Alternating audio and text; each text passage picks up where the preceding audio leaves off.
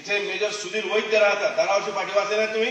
वाचली ना, पण मला हे बघा भाई, तुम्हाला मिस्टर सोळंकर मिस्टर नाही मिसेस सोळंकर. हेच ते मिस्टर का मिसेस सोळंकर हवेत ना. तुम्ही माझ्या घराची बेल का वाजवली? अहो सांगते ना काय झालं. मी इथे आले आणि पाहिलं तर सोळंकरांच्या घराला लॉक आहे. कमाल आहे, त्यांच्या घराला लॉक आहे म्हणून तुम्ही कोणाच्या घराची बेल वाजवणार?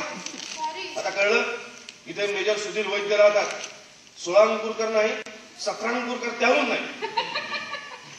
विनोद बरा होता. विनोद, मला थोडं पाणी मिळेल का? बसा.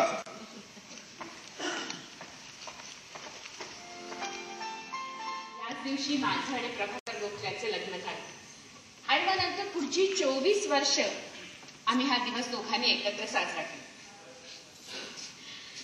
तुम्हाला सांगते, प्रभाकर म्हणजे ना अजब रसायन होते. ते मला आजच्या दिवशी लग्नातला शालू नेसायला लावायचं.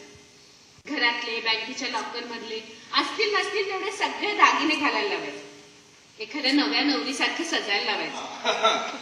माझं तेव्हा डेहराडून कॅन्टोन्मेंटला पोस्टिंग होतं. मला अचानक टेलिग्राम आला, तुम्हाला मुलगी झाली. शॉक हो, कारण 9 महिने पूर्ण व्हायला अजून 2 महिने शिल्लक होते ना. You know, Madhu is premature baby. हो, तिला जणू काही या जगात यायची घाई झाली होती. स्वातीला खूप त्रास झाला त्यावेळी. नाही, पण बाहेरची माणसं होती. काय झालं मेजर? तुम्ही स्वतःही भूतकाळ जाता आणि काहीतरी विषय काढून मला जायला होता. काय करता तुम्ही असं? You know, I hate all that. मला तिला विसरायचं का आपण आठवायला होता. सॉरी, खरंच सॉरी, व्हेरी सॉरी. तर मी डॉक्टरांकडे आले. घरी पोचले की फोन करते, म्हणजे काही सिरियस नसावं असं वाटतंय. काहीही बोललेले नाही. अगदी मनातल्या मनात सुद्धा नाही. का वाजवली वॉर्निंग बेल? आपोआप वाजली, म्हणजे चुकून वाजली. चुकूनच वाजली ना? हो. No problem. माणसाच्या हातून चुका होतात कधी कधी. मधुला तुम्ही कधीच आवडलेला नव्हतात मॅडम. आपल्या आईची जागा दुसरी कोणीतरी बाई घेते, तिला सहनच झालं नाही. ती स्पष्ट बोलली माझ्याशी या विषयावर.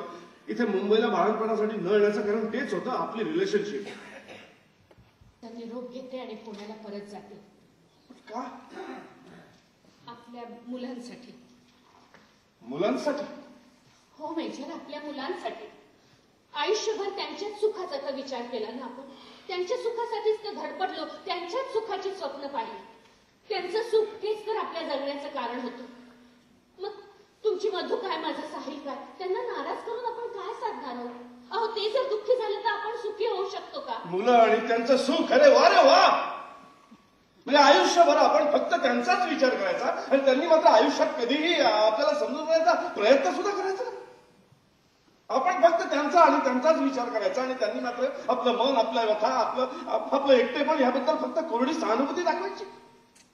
No no, this is not fair. This is not fair madam. हो मॅडम, आपण एकमेकांना आवडतो. हो, मी आनंदात राहावं असं तुम्हाला वाटतं ना, आणि तुम्ही खूप हसत राहावं असं मलाही वाटतं. आपण त्या मुलांसाठी आपण असा एकमेकांवर अन्याय का करून घ्यायचा? तुझ्या सूर